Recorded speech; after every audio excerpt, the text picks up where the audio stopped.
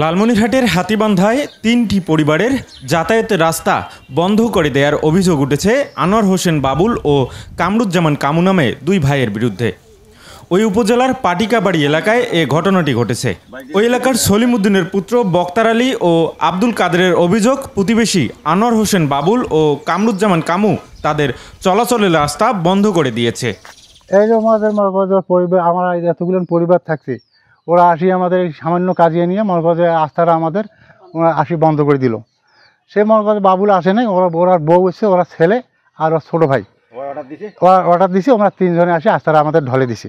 সামান্য কথা কাটাকাটির জন্য তুমি কার রাস্তা দিয়ে হাঁটো, আমার সাথে তর্ক করো, এক্ষণে আমি রাস্তা বন্ধ করে দেবো, এক্ষণে বেরিয়ে গেছি, কার রাস্তা দিয়ে হাঁটো, এই কথা নিয়ে মনে করে আসি রাস্তা বন্ধ করে দিল, কাটিয়ে দিল, ঢলে দিল, ওখানে চেকওয়ার দিল, দিয়ে আর রাস্তা বন্ধ করে দিল। আমরা 2 মাস থাকি হাঁটতে পারতেছি না, আমরা ভ্যান চলে ভাত খাই, গরিব মেশি, ওই জন্য কালে রাস্তা দেওয়া যাইবে না। তবে এসব অভিযোগ অস্বীকার করেছেন আনোয়ার হোসেন বাবুল।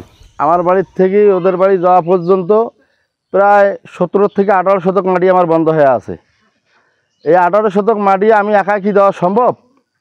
আমি দেবো না। 18 শতক মাটি একটা রাস্তা হয় যে ট্রাক কেনে বা বাস কেনে, আমি বাসের রাস্তা দেবো? আমি মানুষ চলার জন্য যেটা রাস্তার প্রয়োজন আমার কাছে, আমি আমার খুলি বাড়ি দিয়ে যাচ্ছি, ওরা জোর করে আমার খুলি বাড়ি দিয়ে যাইতে চায়। এখানে আমাকে মারতে আছে আমার বাড়িতে ওরা সবাই।